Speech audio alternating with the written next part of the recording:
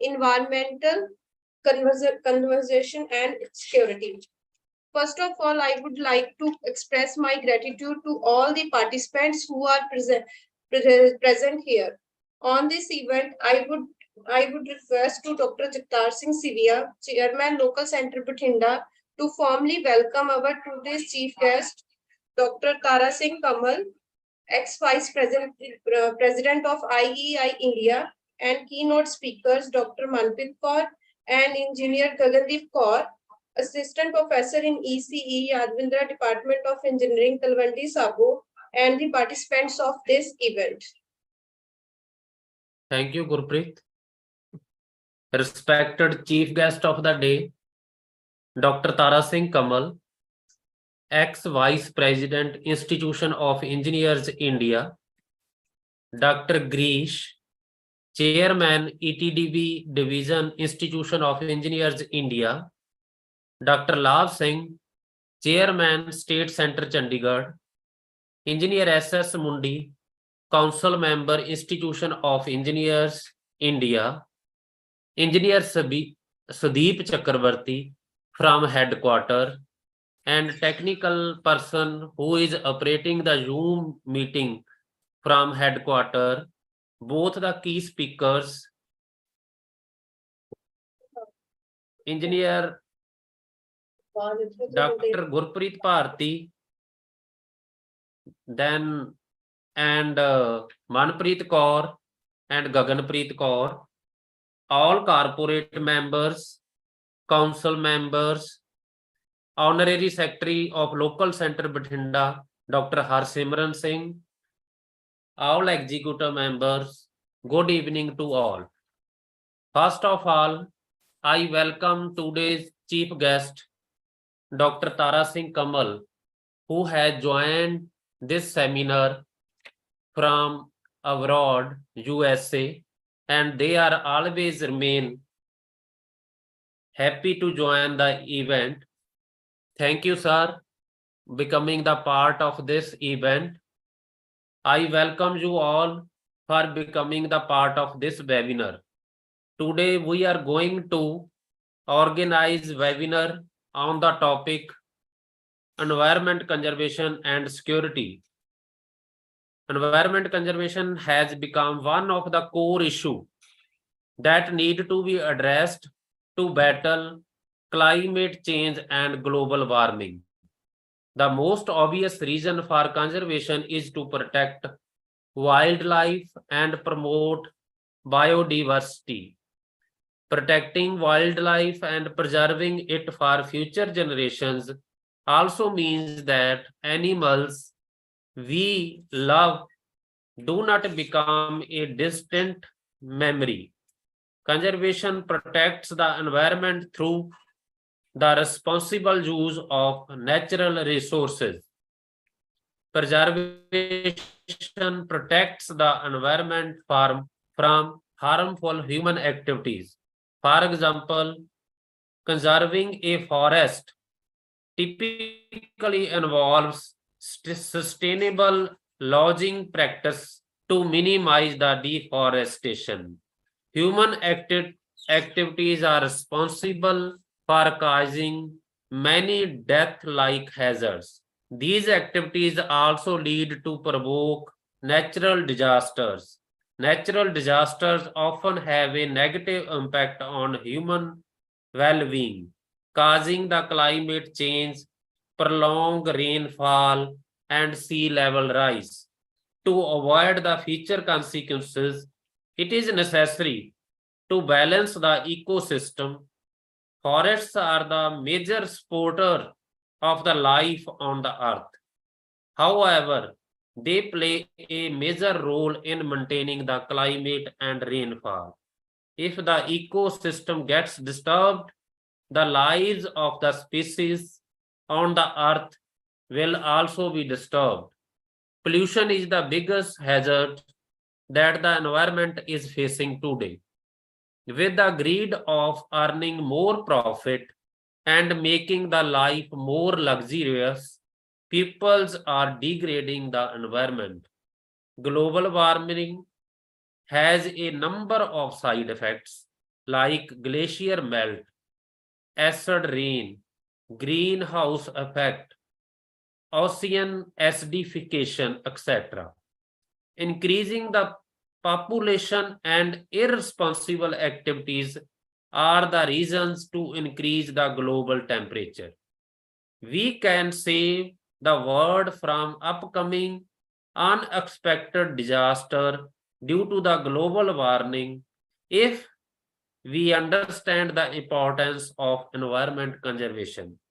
Environment security encompasses the mitigation and prevention of energy threats, including threats to the source and supply lines and environment risks and related stresses that directly contribute to the political and economical instability or conflict in the foreign countries or the regions of importance to United States.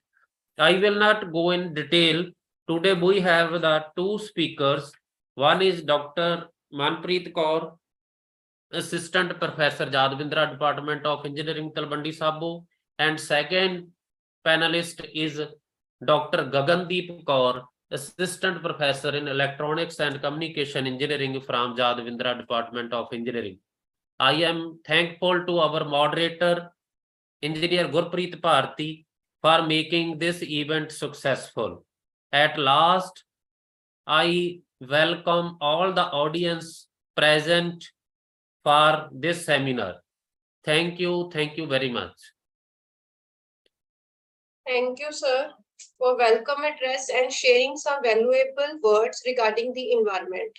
Now I would like to have our chief guest, Dr. Tara Singh Kamal, ex-Vice President of IEI India.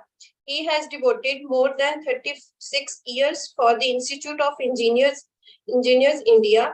He is also Fellow of Institute of Electronics and Telecommunication Engineers, member of India Society of Technical Education and senior member of IEEE USA.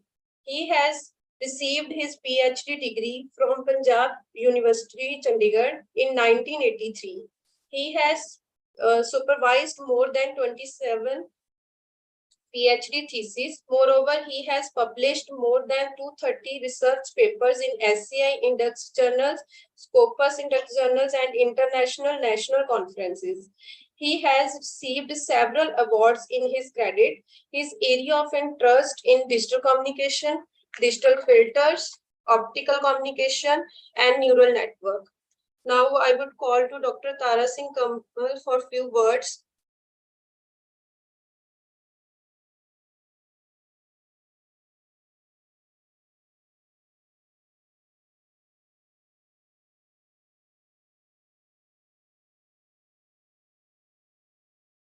Dr. Kamal.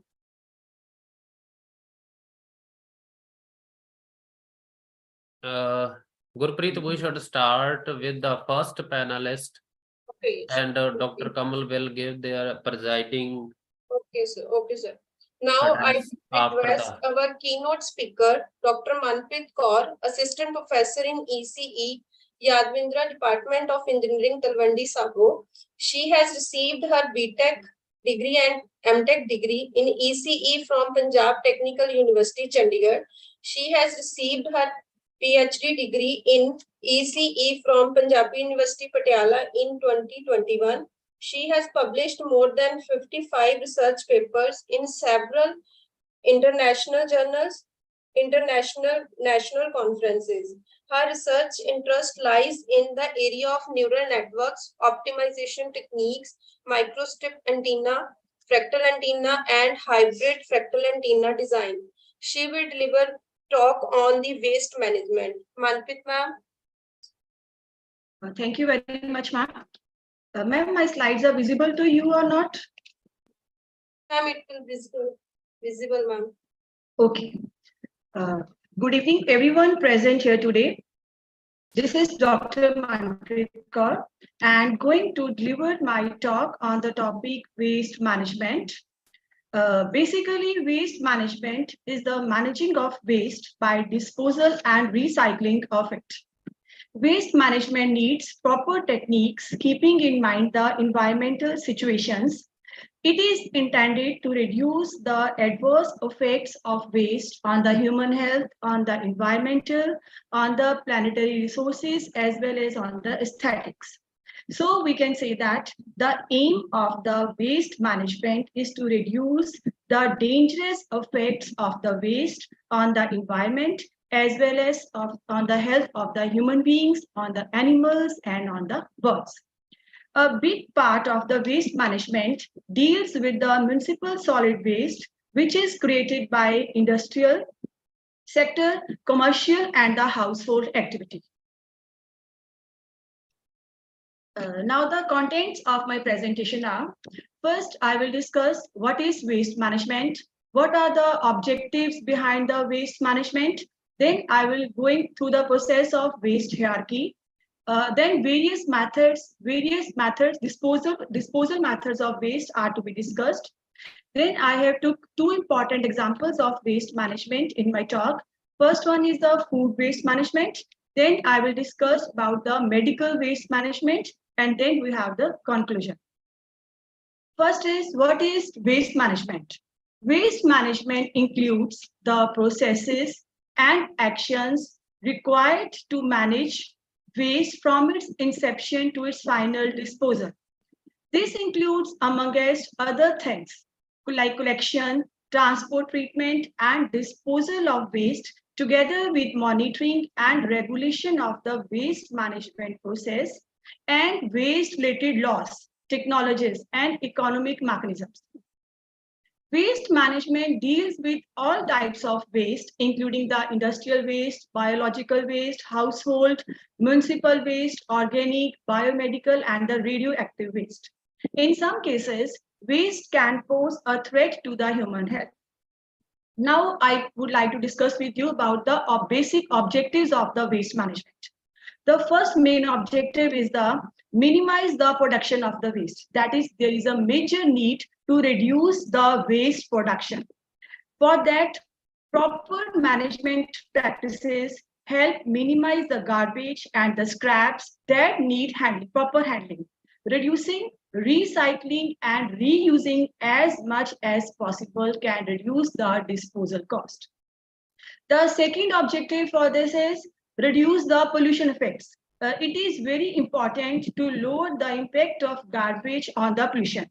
For that, food residue, the remainings of the food, we can say that food residue can emit a toxic methane as it rots. So on the global level, the methane gas adds to the greenhouse effect, and that is responsible for the warming of our planet. So proper handling of the food scraps can reduce the pollution and its ill effects on our Mother Earth. Then we have another important point is to protect the groundwater resources from the wastage of the industrial sector, from the households, and from the other commercial reasons. Proper handled waste can end up in rivers, oceans, and other water sources that are going to pollute the water and contaminating the soil below it.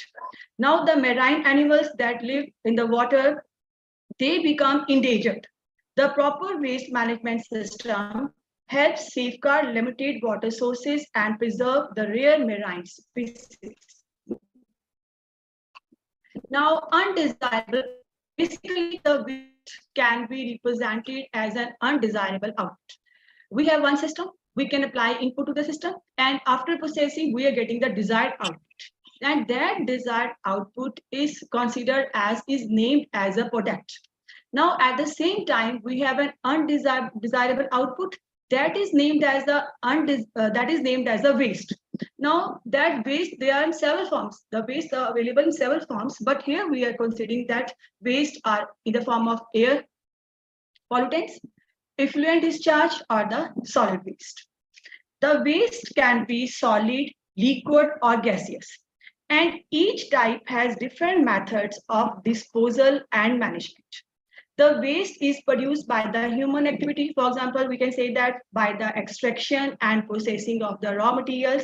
So proper management of waste is important for building sustainable and livable cities. but it remains a challenge for many developing countries and the cities for the waste management, for proper waste management.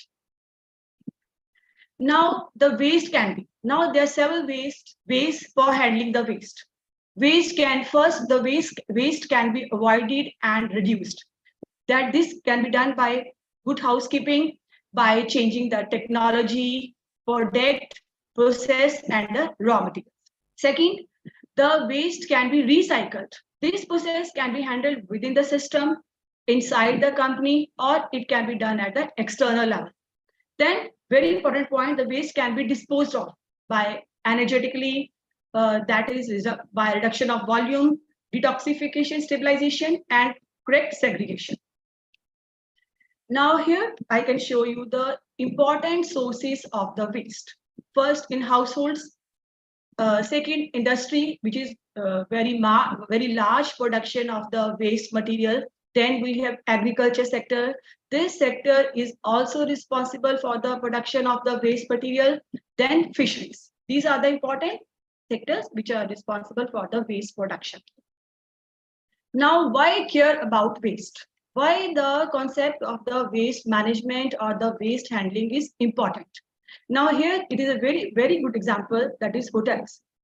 Hotels, they generate large amount of wastage. Majority of the waste is in the form of the food. Now, after that, the wastage is thrown away, and that thrown away wastage from these hotels or from the food-like firms, they are responsible for various environmental issues, and it is also responsible for causing various health hazards in case of human beings, in case of animals, and in case of the birds. Now, division of the waste material. Here, this slide shows that because the waste material is available in several forms, which some in the form of the solids, in the form of liquid, and in the form of the gases. Now, this slide shows the percentage division of the waste material. First, the maximum amount of the waste, that is 38.1% waste material, is in the form of the paper or in the form of the paper board. 13.4% material is in the yard waste. 7.7% waste material is in the form of the metals. 9.4% is plastic waste, and 10.4% is the food waste. 5.9% waste material is in the form of the glass products, and 5.2% is in the form of the wood products, and other remaining forms comes under 9.9% wastage. Now here we have a very important slide that shows the waste hierarchy chart. Now this chart is shown in the form of the pyramid. On the lowest bottom side, that is the disposable, and this is the least favored option. And when we move towards upper side, that is the most favored option, that represents the prevention. Actually, the waste hierarchy chart refers to 3 R's, that is reduce, reuse, and recycle, which classifies the waste management strategies according to their desirability in terms of waste minimization. The waste hierarchy is the bedrock of most waste minimization strategies. The aim of the waste hierarchy is to extract the maximum practical benefits from the products and to generate the minimum amount of the end waste.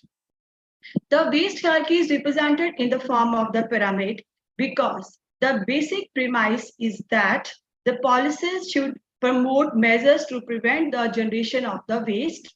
The next step or the preferred action is to seek the alternative uses for the waste that has been generated, for example, reuse.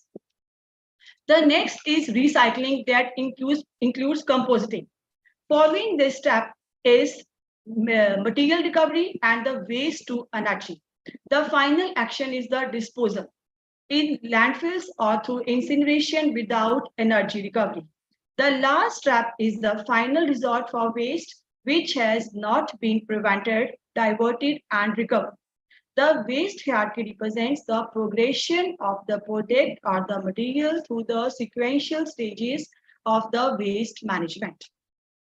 Now, first R, that represents reduce or waste minimization. The waste minimization is the set of processes and practices that intended to reduce the amount of the waste produced. By reducing or eliminating the generation of harmful and persistent waste, waste minimization supports efforts to promote a more sustainable society.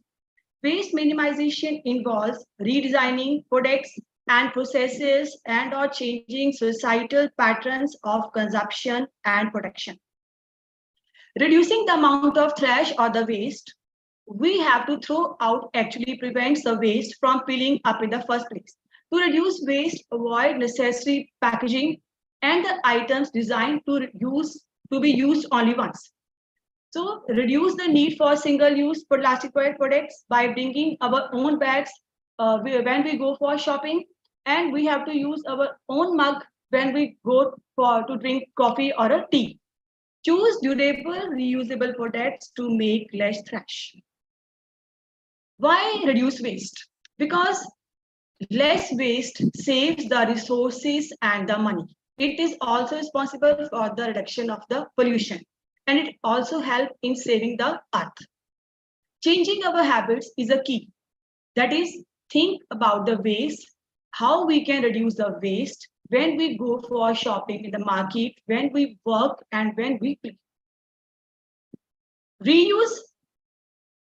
Actually, the concept of reuse is the action or practice of using an item, whether for its original purpose or to fulfill a different function. It should be distinguished from recycling, which is the breaking down of used items to make raw materials for the manufacture of the new products. Reusing items can save the energy and money and prolong the item's useful life. Extend the life of items we buy by reusing them. For example, we can reuse the containers and the jars and donate still usable household goods and clothing to the charity. Why reuse things? Again, by reusing the materials, we can conserve the resources, reduce the waste stream, saves or delays purchasing and disposal cost. It also causes less pollution than recycling or making new products from the other existing materials, makes needed item available to those who can't afford to buy them. Methods of reusing materials. Now, in this slide, we can see that by reusing the existing materials, we are able to create wonderful craft projects. We can also create new items and products that we can use at our homes or in our offices. By reusing materials, we can create another different project items or materials. Now here we have few tips for reuse. Pack lunch in reusable containers instead of the plastic bags. Use rechargeable batteries. Look for the products in reusable packaging when we go for shopping. Donate the unwanted clothing, furniture, books, and toys to the charities. Repair things instead of replacing them. Try to repair the things instead of buying new ones. Use glass or plastic containers several times before recycling or disposing of them, and reuse the envelopes. Then recycle.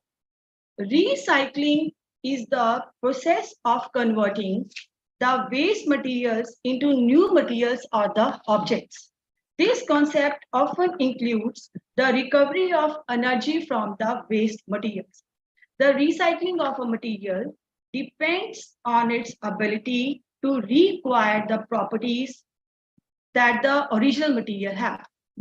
Recyclable materials includes many forms of the glass, paper, cardboard, metal, plastic, tires, textiles, batteries, and other electronic products. Every day we use products made from the recycled materials. Take our glass, cans, newspapers, milk jugs, and other acceptable recyclable items to our local transfer station, drop-off location, or place out for curbside collection so that they can be turned into new products like fleece jackets, frisbees, paper products, and soda cans recycling saves money, energy, and the environment.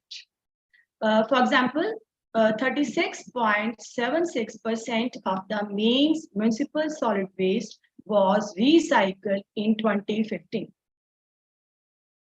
What is recycling? Recycling involves separating the materials, collecting them, then processing that materials. After processing, remanufacturing those materials into newer ones, buying those new products and using those new products. This process is again and again recycle. Why recycle? Because the approach of recycling saves the energy. It helps in conserve the resources. Again, it helps in it is responsible for the reduction of the pollution. It cuts waste disposal costs, saves valuable raw materials, and it is responsible for the reduction of trash in the landfills. Methods of recycling. Send the items to a recycling center that is located nearby. Add organic waste to a compost pile or the bundle, which is shown in the figure. Compost. Now, what is compost? Composting is nature's way of recycling the organics. When we compost, we convert the vegetable scraps, leaves, grass clippings, and other materials into a nutrient-rich soil material. We can use finished compost in our garden and around shrubs and other plants to help them grow. Composting, the approach of composting also reduces the amount of materials that need to be disposed of, reducing those related costs. Processing and beneficial use. The processing of the waste material reduces the amount of volume of the materials to be landfilled and can create products such as fuel oils and steam for the electricity generation. Beneficial use means the reuse of solid waste as a substitute for raw material in manufacturing, as construction material, or fill as a fuel or as an agronomic soil amendment. Now, waste to energy, it is a very, very important point. Waste to energy is the process of generating the energy in the form of the electricity or in the form of the heat from the primary treatment of the waste or the processing of waste into a fuel source. Waste to energy is a form of energy recovery. Most waste to energy processes generate electricity and heat directly through combustion or by following a process, or they can produce a combustible fuel such as methanol, ethanol, or synthetic fuels. The approach of the waste to energy facilitates accept our solid waste and combust it at very high temperature, then producing the heat.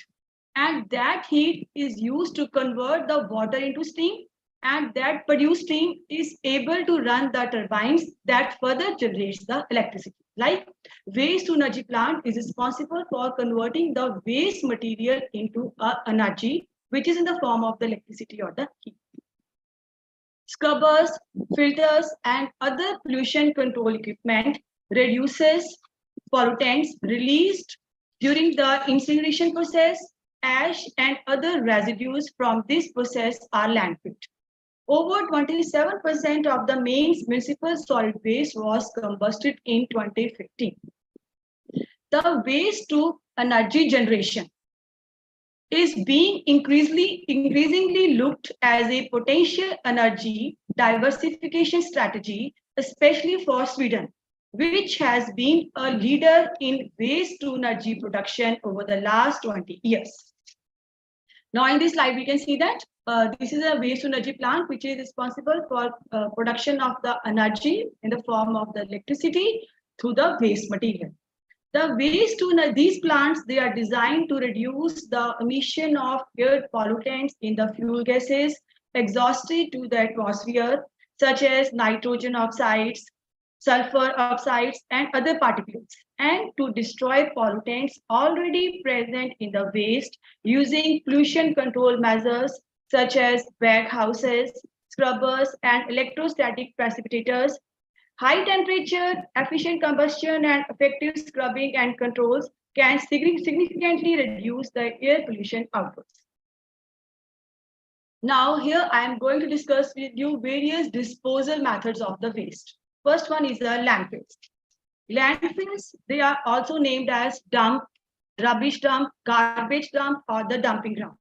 It is a site for the disposal of the waste materials, like we can see in the slide. A picture. Landfill is the most traditional and the oldest way of the waste disposal. Some landfill sites are used for the waste management purposes, such as temporary storage, consolidation, and transfer, and for various stages of the processing of the waste material, such as sorting, treatment, and recycling. Now the landfills, now modern landfills, they are constructed and operated to strict environmental standards. And landfills, basically landfills, nowadays, landfill filling wastage is the lowest priority of the waste management options. What is wrong with landfills? Because these landfills, they are the largest human source of global warming. They can also pollute the groundwater. They can attract rodents, create dust and noise pollution, and waste materials, they could lead to the reused. Next, we have incineration. Another method of disposal is the incineration. Incineration is a disposal method in which solid organic wastes are subjected to combustion so as to convert them into residue and gaseous products. This method is used for disposal of both municipal solid waste and solid residue from the wastewater treatment. This process reduces the volume of solid waste by 80 to 90%. Incineration and other high temperature waste treatments, they are also described as thermal treatment. Incinerations, they can convert waste materials into heat, gas, steam, and ash. Incineration is common in countries like Japan, where land is more scarce as the facilities generally don't require as much area as landfills. And this treatment involves the combustion of solid waste at very high temperature. Next is the compaction. The waste is compacted or compressed in this technique. It also breaks up large or fragile items of the waste. Then we have pyrolysis. Pyrolysis is defined as thermal degradation of waste in the absence of air to produce char, pyrolysis oil, such as example, the conversion of wood to charcoal. As also it is defined as the pyrolysis is defined as the destructive distillation of waste in the absence of oxygen. And for that, external source of heat is employed in this process. Now making biogas. Biogas typically refers to a mixture of different gases produced by the breakdown of organic matter in the absence of oxygen. Biogas can be produced from the raw materials such as agriculture waste, manure, municipal waste, plant material, sewage, green waste, or the food waste. It is a renewable energy source and in many cases exerts a very small carbon footprint. Now we have another example of food waste management. Every year in the UK, 7 to 10 million tons of food are wasted. It is thought that approximately 50% of the food wasted is still edible. The cost of food waste is significant. Estimates show that it costs an average family 700 yen per year. That is, large amount of food is wasted every year. Now, here I am going to discuss with you some reasons for the food waste. First is fruits and vegetables.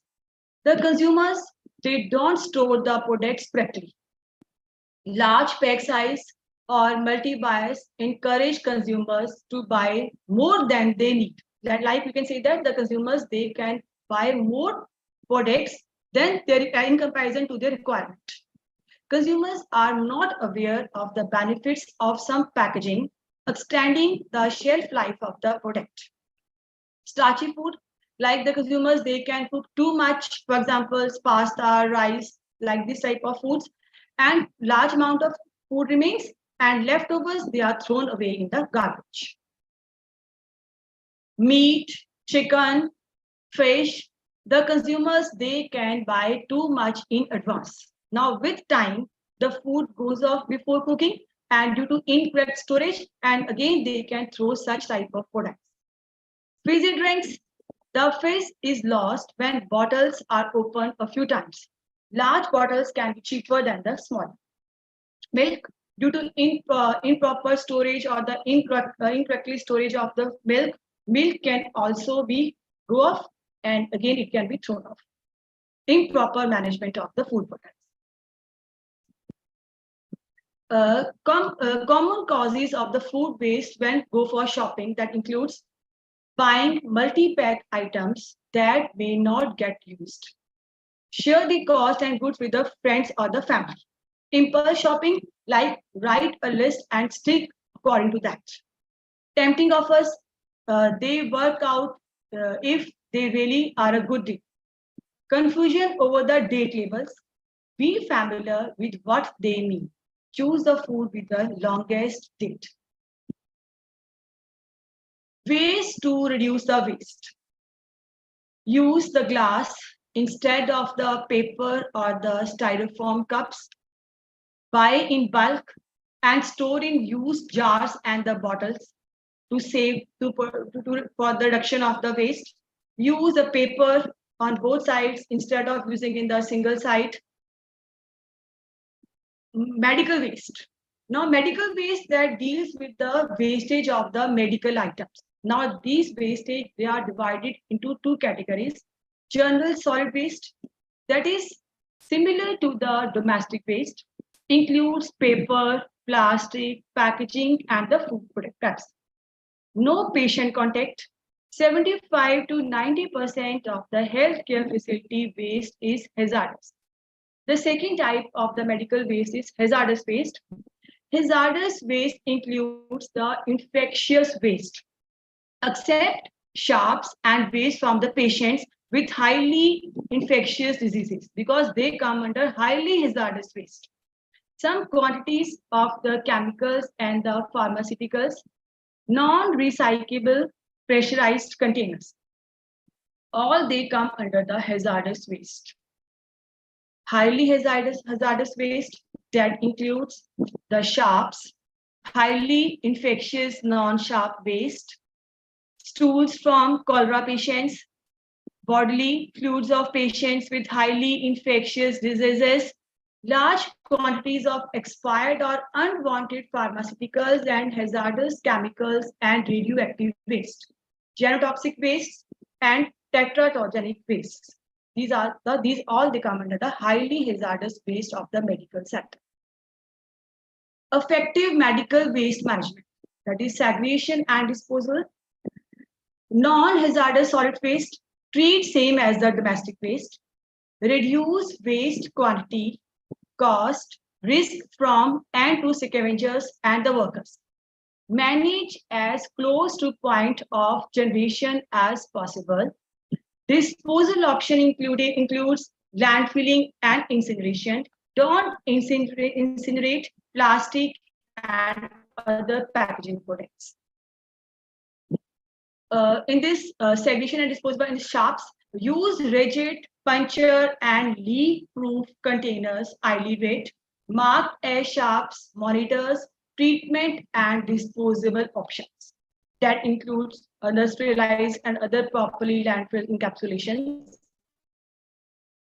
For proper waste management of the medical items, there is a need for training and the planning. Proper training of the medical personnel and staff is required for the reduction of these medical products. Medical waste management plan must have to be followed. Now, in this slide, I can show you the international awareness regarding the waste. At the 1992 Riyadh conference, waste was made one of the priorities of the Agenda 21. Agenda 21 is a comprehensive plan of action to be taken globally, nationally, and locally, and was adopted by more than 178 governments at the United Nations Conference in Rio de Janeiro. At the Johannesburg World Summit on Sustainable Development in 2002, the focus was on initiatives to accelerate the shift to sustainable consumption and production, reduction of resource degradation, pollution, and waste. Implementation plan adopted by the summit stated that the priorities to prevent and minimize waste and maximize reuse, recycling, and use of environmentally friendly alternatively materials with the participation of the government authorities, all stakeholders to minimize adverse effects on the environment and improve the resource efficiency with financial, technical, and other assistance for developing countries. This will include actions at all levels to develop waste management systems with the highest priority placed on the waste prevention and minimization, reuse and recycling, and environmentally sound disposal facilities, including technology to recapture the energy contained in the waste. Now, about 0.1 million tons of municipal solid waste is generated in India every day. This is approximately 36.5 million tons annually. This much is the municipal solid waste production in our country. Per capita waste generation in major Indian cities ranges from 0.2 kg to 0.6 kg. Difference in per capita waste generation between lower and higher income groups ranges between 180 to 800 gram per day. The urban local bodies spend approximately rupees 500 to rupees 1500 per ton on solid waste for the collection, transportation, treatment, and disposal. About 60 to 70% of this amount is spent on collection. 20 to 30% amount is spent on the transportation, and less than 5% on the final disposal of the waste. Calorific value of Indian solid waste is between 600 and 800 kilocalorie per kilogram, and the density of waste between 330 and 560 kilogram per meter cube. Now, the waste collection efficiency in Indian cities ranges from 50% to 90%. Out of the total municipal waste collected, on an average, 94% is dumped in the land and 5% is composted. Between 2000 and 2025, the waste composition of Indian garbage will undergo the following changes. Like organic waste will go up from 40% to 60%. Plastic waste will rise from 4% to 6%. Metal will escalate from 1% to 4%. The glass waste will increase from 2% to 3%.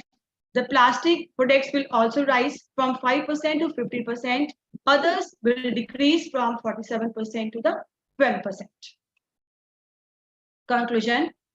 The waste management is important as it saves the environment from the toxic effects of the inorganic and biodegradable elements present in the waste. Mismanagement of waste can cause water contamination, soil erosion, and air contamination. The waste management is extremely important in our country due to large population. With such a high population density, there is a lot of waste that is generated on a daily basis. If this waste is not managed properly, it would lead to serious environment and health problems. Environmental committee rules and local municipal laws govern waste segregation and disposal. According to these rules, waste is to be treated at a project site, whereas another recyclable waste like glass, paper, metals has to be collected and recycled by the authorized government agencies. Thank you. Thank you, ma'am. Thank you, Any ma'am. query?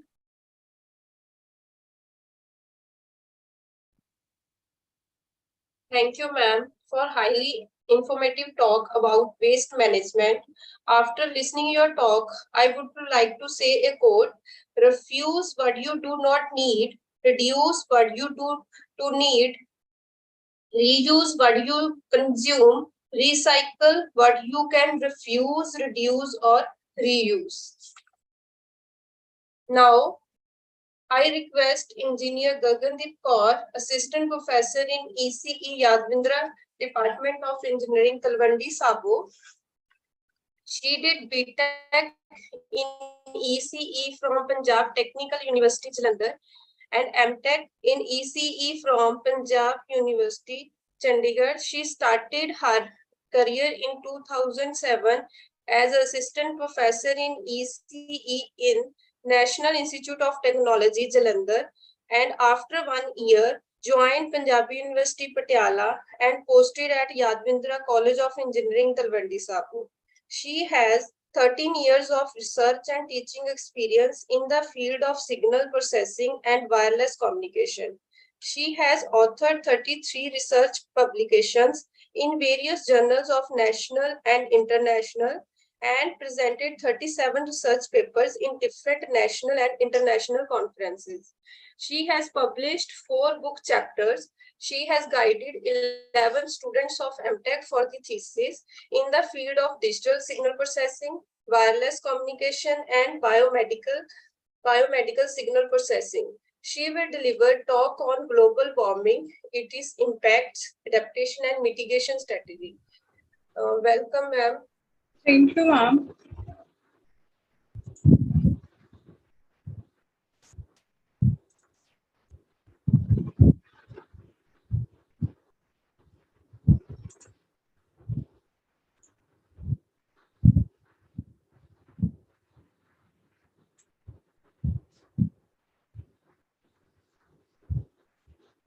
Good evening, everyone. First of all, I welcome all of you on the virtual webinar of Institution of Engineers India, a technical webinar on environment conservation and security. As we know that environment is the beautiful and natural world around us, which include plants, animals, forests, oceans, and the air we breathe. It's important to take care of our environment so that we can live in a healthy and safe world. Conserving the environment means protecting it from the harm and making sure that everything in natural ways balanced. We can do this by doing simple things like not littering, using less plastic, and saving water. When we use fewer resources, it helps keep the environment safe and clean for all the plants and animals to live happy. Well, today I'll be discussing on the global warming, its impacts, adaptation, and mitigation strategies. I have compiled my presentation into following 6 subheadings. First of all, I'll be discussing greenhouse effect and global warming, then the agents responsible for global warming, then the projected climate change in India, followed by the impact of global warming on agriculture production and national food security. Thereafter, I'll discuss the key adaptation and mitigation strategies for decreasing the greenhouse gases. Before we move ahead, it is important to understand 3 basic terms: greenhouse effect, the global warming, and the third one is the climate change. The greenhouse gases act like a blanket around the earth, trapping some of the heat energy and preventing it from escaping directly into space. This trapped heat warms the earth and making it a comfortable place for all of us to live. Without the greenhouse effect, the earth would much colder and life as we know it would not be possible. Global warming refers to the long-term increase in the average temperature of Earth's atmosphere and oceans. It is consequence of enhanced greenhouse effect which is primarily caused by the human activities, particularly the burning of fossil fuels such as coal, oil, and natural gas for energy and deforestation. However, climate change refers to significant and long-term alterations in the Earth's climate pattern over an extended period. It is driven by the various natural processes and more prominently by human activities, especially by the release of greenhouse gases into the atmosphere. Climate change encompasses not only change in the temperature but also shifts in precipitation pattern, sea level rise, and the frequency and intensity of extreme weather events. Before we look at these, there are two sources of greenhouse effect. One is the natural greenhouse effect and the second is enhanced greenhouse effect. The first being useful, the second, well, who knows? Well, this is very interesting slide showing that progressively increase in the atmospheric release of greenhouse gases since ancient times. You see, global carbon dioxide emissions were just 28.7 gigatons carbon dioxide equivalent per annum before industrialization or before greenhouse revolution era to 49 gigatons carbon dioxide, that is equivalent per annum in 2004. You know that 1 gigagram, that is equals to 10 raised to power 6 kilogram. The recent estimates of the Intergovernmental Panel on the Climate Change, that is IPCC, that is fourth report of IPCC shows that there is occurred in the sharp increase of about 71% increase in carbon equivalent emission globally within just 34 years. Nonetheless, the future predictions are even more alarming. You see, IPCC has depicted carbon dioxide equivalent emission to increase further by 25 to 95% by the end of 2030, which seems very terrible. The estimates of IPCC shows that carbon dioxide concentration has increased 280 parts per million, that is ppm, from pre-industrial era to as high 379 ppm today. Similarly, methane gas emissions were increased from 715 parts per billion to 1774 ppps. Likewise, nitrous oxide emissions are reported to increase 70 ppps to as high as 319 ppps. The emission of greenhouse gases are reported to increase the global temperature by 0.6 degrees centigrade by the end of this century, which has been estimated at a much higher rate of 0.17 centigrade per decade.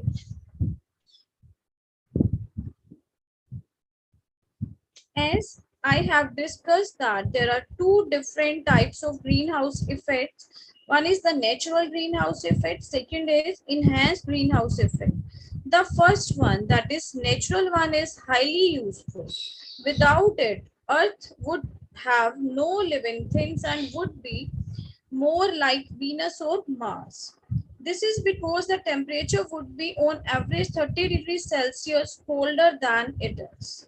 However, the enhanced greenhouse effect resulting that increased human-made greenhouse gas emissions leads to more heat being trapped in the atmosphere. This contributes to global warming and the climate change.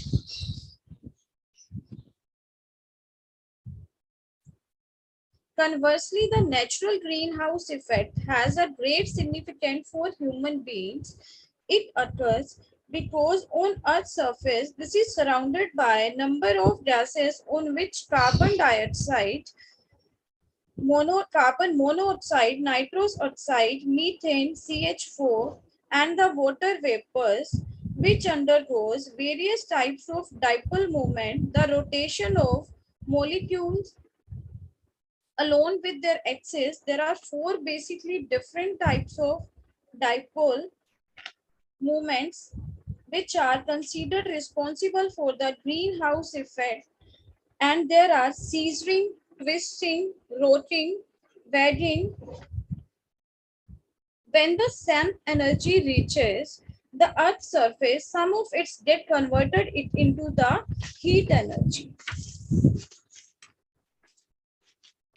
This main concern is the excess heat being trapped within the ecosystem, which is severely affecting the sustainability of different land use system and the ecosystem. The most important is by burning out the fossil fuels, coal, oil and gases, which is producing the extra burden on the environmental emission of greenhouse gases.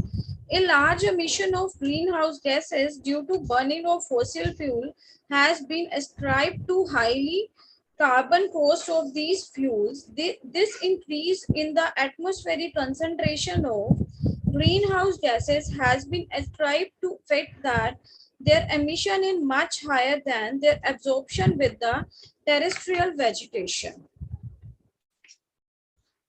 This is the Intergovernmental Panel on the Climate Change. In its most recent reported that fifth report of IPCC released in 2014 reported that not only the carbon dioxide concentration has increased, but also the concentration of nitrous oxide as well as the methane has greatly increased since 1750s. It was important to observe that this increase was gradually up to 1900s, but the change in their emission was very abrupt thereafter. Well, this slide shows that comparison of concentration of greenhouse gases during 1990s and in 2014, the concentration of carbon dioxide has increased by about 11.4% from 353 to 393 parts per million, although the concentration of methane CH4 registered as increase of 4.8% from 1720 in 1803 parts per billion, but has more effect on ecosystem sustainability. It is considered 25 times more effective in causing global warming as compared with the carbon dioxide. Just have a look on the equation given in this slide for the estimation of global warming potential. Similarly, although the concentration of atmospheric nitrous oxide has increased from 310 to 324 parts per billion, but it is more even dangerous than the methane. You can see this equation proposed by the Governmental Panel on the Climate Change in 2007. The nitrous oxide has about 298 times highly global warming potential than the carbon dioxide. Well, this pie diagram shows the relative contribution of greenhouse gases emitted globally. We can see that burning of fossil fuel, coal, gases, oil, for example, diesel, petrol, etc., and the industrial processes are the major culprits, together comprising about 65% of the total carbon dioxide equivalent emission globally. However, the carbon dioxide emissions due to deforestation and the land use change has been about 11% of total emission.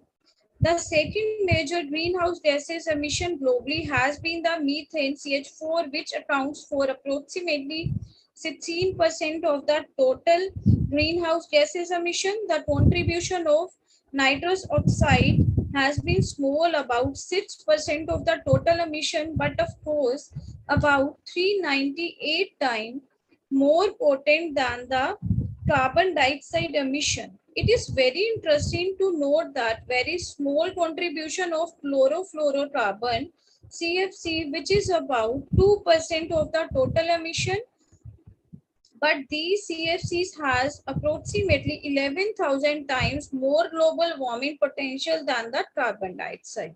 So now we can realize how important it is to observe even a small change in atmospheric emission of these greenhouse gases. This slide shows the data on the carbon equivalent emission on the different countries across the globe. This data has been taken from the proceeding of the climate change summit in the Paris, and these bar diagram shows the India ranks fourth only after the China, United States of America and the European Union in terms of total greenhouse gases emission and per capita contribution towards the global.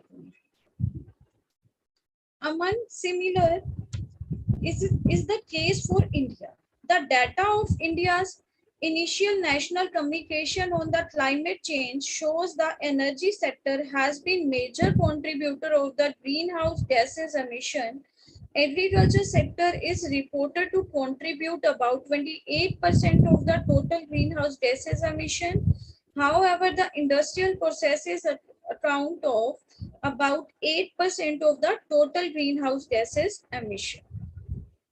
As we have discussed previous slide, that agriculture sector in India has been second major contributor of the greenhouse gases emission and accounts for 28% of the total emission. It is important to interpret these contributions.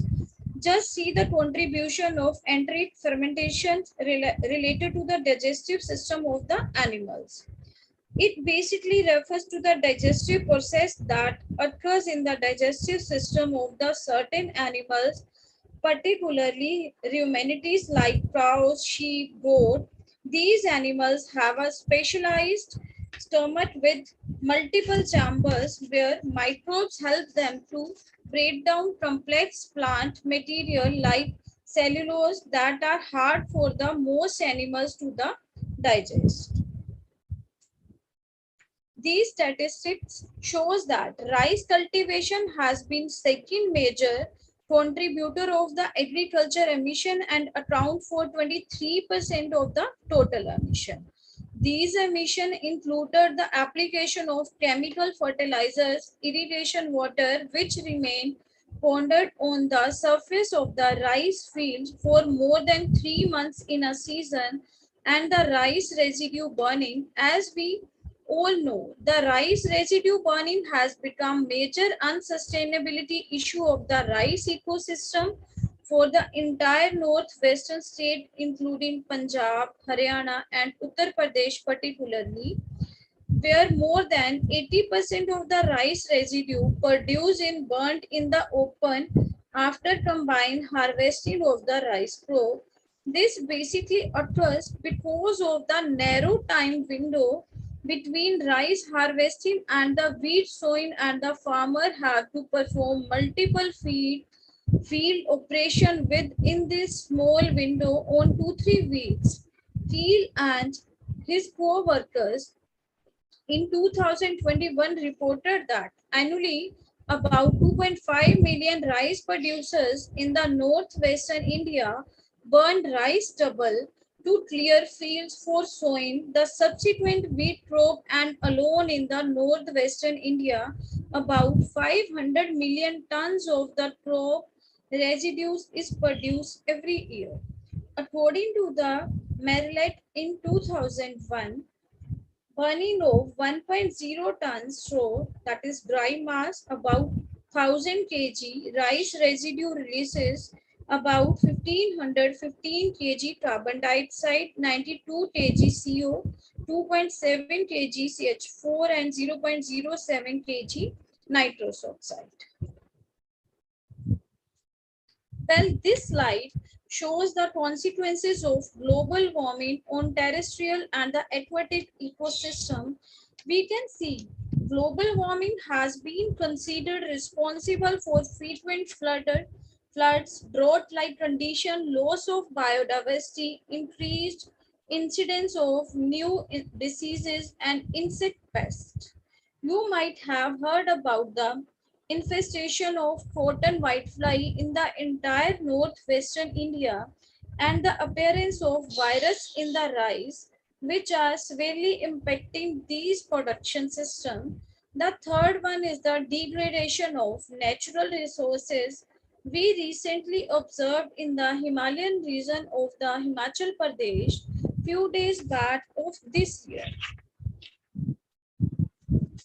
This slide shows the major cause of human-induced activities, of which industrialization, urbanization, deforestation, transportation, and the waste generation.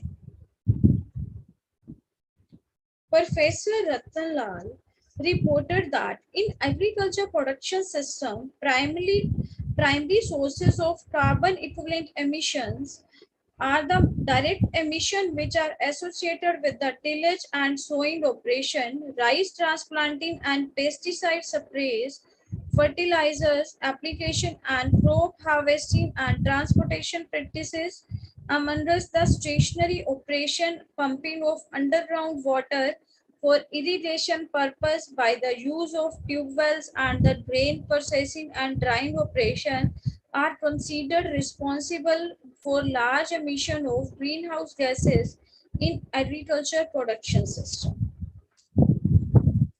However, among the secondary sources of the carbon equivalent emission are the manufacturing, packaging, storing and transport of fertilizer, pesticide and other chemical, diesel and electricity, which are considered highly responsible for the emission of greenhouse gases. The recent estimates by Khan and his co-worker in 2009, total dry matter production from the agriculture is about 800 million tons per year, which is equivalent to fixation of 1000 teragram of carbon dioxide per annum. In agriculture production system, methane CH4 emissions are related to rice production under the flooded environment. Methane is produced in the rice field due to natural biological process called methanogenesis. This process occurs in the anaerobic oxygen deprived condition such as the waterlogged soil commonly found in the flooded rice paddies, when rice fields are flooded for rice cultivation, the water creates anaerobic condition in the soil. In anaerobic environment, oxygen is limited or absent, which creates an ideal habitat for certain microorganisms known as the methanogenic archaea. Methanogenic archaea are the methanogenic organisms. Methanogenic archaeas are the methanogenic organisms that thrive in the low oxygen environment and play a significant role in the methanogenesis. They consume organic matter present in the soil and convert it into the methane gas. As a byproduct of their metabolism, organic matter such as dead plant material and the crop residues get submerged in the waterlogged soil. The methanogenic archaea break down the organic matter through a series of microbial processes, ultimately producing methane gas. And the rice paddies are one of the significant anthropogenic sources of the methane emission, and the IPCC estimates around 10% to 15% of the global methane emissions come from the rice cultivation, making it an essential consideration in efforts to address greenhouse gas emission and combat climate change. Researchers are exploring various practices and technologies to reduce methane emission from the rice fields, such as alternate wetting and drying methods, and incorporating organic matter into the soil. These efforts aim to balance the rice production needs with the environmental sustainability. Indian Network for Climate Change Assessment in its latest reported that agriculture sector has been the major source of methane emission, followed by the waste management and the energy sector. While the industry has been lowest contributor of methane, while industry sector has been the third most important contributor of nitrous oxide emission, followed by the agriculture and the energy sector. This slide shows the possible ways by which nitrous oxide is released from the agriculture fields. Nitrous oxide emissions from soil primarily result from the natural microbial processes and human activities. Nitrous oxide is a potent greenhouse gas with the global warming potential and much higher than the carbon dioxide that made it significant contributor to the climate change. First one is the microbial nitrification. Nitrification is a microbial process in the soil where certain bacteria convert ammonium into nitrate. During this process, nitrous oxide can be produced by the byproduct. Second is microbial denitrification. This denitrification is the another microbial process in the soil carried out by the different bacteria where nitrate is converted back into the nitrogen gas under low oxygen condition. However, some of the intermediate steps in the denitrification can lead to the production of nitrous oxide. Third is the nitrogen-based fertilizers. Agriculture practices such as the use of nitrogen-based fertilizers can contribute to increased nitrous oxide emission from the soils. When excessive fertilizers are applied or not managed properly, more nitrogen is available for the microbial processes like nitrification or denitrification, leading to higher nitrous oxide production.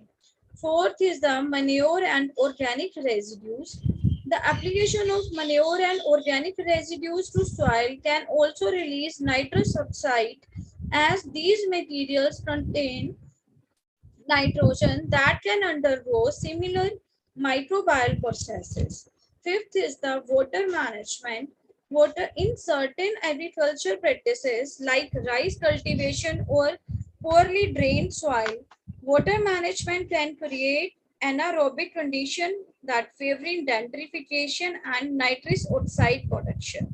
Land use change. Changes in the land use such as deforestation or conservation of natural habitats to agriculture can influence the nitrogen cycling in soils and subsequently affect nitrous oxide emissions. It is essentially to address nitrous oxide emissions as part of effect of mitigate climate change and promote sustainable agriculture. Adopting practices like optimizing fertilizer application, using cover crop, implementing proper irrigation method, and improving soil health can help reduce nitrous oxide emission from the soil. Additionally, understanding the underlying microbial processes and their responses to environmental factors can aid in developing more targeted strategies to manage nitrous oxide emission effectively. This is the climate change in the world. Due to release of the large amount of greenhouse gases and increased global warming potential, the global temperature has been reported to higher by about 0.7 degrees Celsius at the end of this century as compared to the end of last, that is 19th century. Nonetheless, the future it is revealed further rise in the temperature by 1.8 to 6.4 degrees Celsius. The last decade between 1990s to 2000 has been reported to be the warmest in the last 300 years and was 0.5 degrees Celsius warmer than the mean temperature of 1961 to 1990s. Next is the climate change in the India. Air temperature across India for 1901 to 1988 showed a significant warming of about 0.4 degrees Celsius per 100 years. Warming trends were observed during 4 seasons. Higher rate of temperature increase during winter, that is 0.04 degrees Celsius per decade. Post monsoon season, that is 0.05 degrees Celsius per decade. Pre monsoon, that is 0.02 degrees Celsius per decade, and monsoon season is 0.01 degrees Celsius per decade. There is probability of 10 to 40% loss in crop production in India by 2080 to 2100 as a result of global warming. Next is the climate change in Punjab. Prabjot Kaur and Hundal in 2010 reported that gradual increase in minimum temperature across a recent 30-year period, rainfall decrease in minimum temperature across a recent 30-year period, rainfall decreased significantly during past 5 decades at the rate of 5.5, 3.4, 7.1, 4.3 and 5.5 millimeter per year at Amritsar, Gurdaspur, Firozpur, Bathinda and Sangrur respectively. Rainfall increased significantly at 1.4 millimeter per year during the past 8 years in the Ludhiana. This is the adaptation and mitigation strategies. This slide shows that adaptation and mitigation strategies to be adopted to mitigate the effect of increased greenhouse gases emission and increased global warming potential.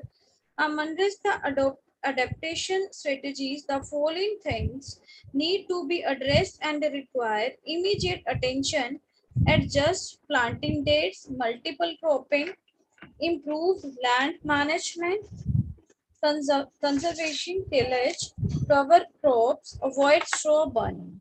As far as mitigation strategies are concerned, soil carbon sequestration, change in soil management and crop production practices, reducing reliance on the fossil fuel consumption has prime place. Carbon sequestration refers to the process of capturing and storing carbon dioxide from the atmosphere and storing it in various natural or artificial reservoirs, preventing it from the contributing to global warming and climate change. The goal of carbon sequestration is to reduce the concentration of greenhouse gases, particularly CO2, in the atmosphere to mitigate the impact of climate change. Carbon sequestration in soils could be enhanced by following: zero tillage, reduced tillage coupled with in situ crop residue incorporation. The second strategy has been reduced greenhouse gases emission. The emissions could be reduced by following system of rise intensification or SRI, optimum nitrogen management, because fertilizer nitrogen has significant impact on nitrous oxide emission to the atmosphere. The application of nitrification inhibitors has also been reported to enhance fertilizer and application use efficiency, which has been highly instrumental in reducing nitrous oxide emissions from soil to atmosphere. The third one is either reducing the reliance on fossil fuel or enhancing the fuel use efficiency of different types of machinery and equipment used for transportation and agriculture production system. Since carbon sequestration has been the major mitigation strategy, I would like to give a bit more emphasis on it. This slide shows the pathways of the sea flows in the terrestrial ecosystem. We can see that during the process of photosynthesis, atmospheric carbon dioxide is fixed in the tree vegetation. At the same time, it is being lost from the soils to atmosphere as carbon dioxide. The carbon fits in the tree biomasses as leaves, roots, brains has been carbon sequestration from the atmosphere. However, carbon in the tree plant roots become the tree of soil organic seed pool, which eventually become the part of the soil organic matter that has been type of long-term carbon sequestration. This slide shows the two most important aspects, particularly for the northwestern India, which has been the food bowl of the country. We can appropriate the significance of stopping crop residue burning to reduce large emission of greenhouse gases.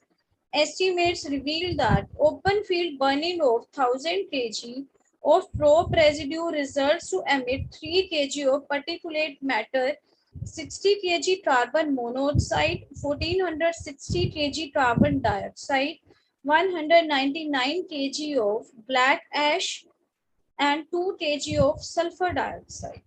Conversely, zero tillage technology of crop production, which is based on decreased or reduced tillage intensity for crop production, has significant impact on reducing emission of greenhouse gases. According to the Gupta and his co-worker in 2004, zero tillage technology could help to avoid about 10 tons crop residue per hectare, which is equivalent to reduction in the greenhouse gases emission equivalent to about 13 to 14 ton. This slide shows the advantage of zero tillage technology in terms of increased carbon sequestration. Tillage breaks soil aggregates, exposes organic C2 microbial attack and weathering, more carbon dioxide emission. Zero tillage that promotes aggregation, less carbon dioxide emission, that helps early sowing, that improves soil organic carbon, saving water, labor, and fuel, and it will reduce soil erosion also. This slide shows very important data for northwestern India, wherein authors have compared the direct seeded rice, that is DSR, versus traditional puddled transplanted rice. We can see the methane CH4 emissions were much lower under direct seeded rice as compared to the transplanted rice. Also, the total carbon dioxide emissions were significantly lower under DSR as compared to the transplanted rice system. Now, what are the RCTs? Resources conservation technologies shows the RCTs which could be adopted to reduce the environmental impacts. They are multiple advantage: increased soil organic carbon, saving in irrigation water, increase in energy efficiency, promotes timely sowing, saving of resources, yield advantage, lower production cost, improved soil health, increase in profitability. As we have discussed earlier, the role of nitrification inhibitors in terms of reduce nitrogen losses due to increase its use efficiency. The next in the list is use of leaf color chart, that is LCC technology for optimizing nitrogen use in the crops for need-based N management. The LCC technology helps synchronizing N management with plant demand and soil supply, apply N in the right time, right amount, right place, and the right method, which eventually helps potentially reduce emission of greenhouse gases to decrease carbon and nitrogen footprints for cleaner production and environmental production. Now, this is the conclusion. Elevated carbon dioxide concentration increased crop growth due to increased photosynthesis. However, increase in temperature decreased grain yields of the rice and wheat due to shorter duration of crop growth. there is need of change for our conventional practices for rice wheat cropping system. Instead of burning of rice residues, go for proper residue management, direct seeded rice and system of rice intensification help in minimizing the negative impact of global warming. Thank you. Global warming is not a trend. Our Earth just might end. So stop global warming. Thank you, Gagan ma'am, for enlightening on presentation on global warming.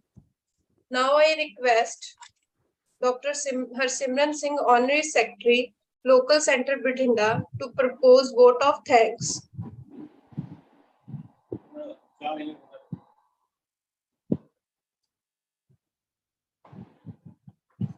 Hello. Am I audible? Yes, sir. Good evening to all.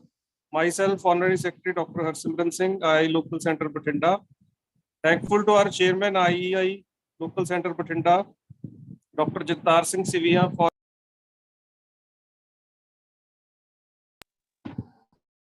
I am also thankful to Girish Munandi ji, for Chairman ET-DB Division, who spared the time. And also I'm thankful to our key speakers, Dr. Manpreet Kaur, Assistant Professor, YDOE, Gurukashi Campus, Talwandi Sabu, and Engineer Gagandeep Kaur, Assistant Professor, Gurukashi Campus, Talwandi Sabu, for giving informative lecture on the theme of the day. I'm also thankful to Dr. T.S. Kamal, ex-Vice President of the Institution of Engineers. I'm also thankful to Engineer S.S. Mundi, who spare time from his busy schedule to grace the occasion. I'm also thankful Engineer Gurpreet Bharti ji, Assistant Professor, ECE Department, Yadvindra Department of Engineering, Talwandi Sabu, for organizing this events.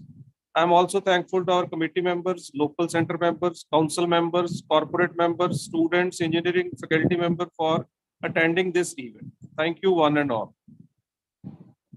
At last, I want to end this webinar by saying few words. Environment is no one's property to destroy. It's everyone's responsibility to protect. Thank you, everyone.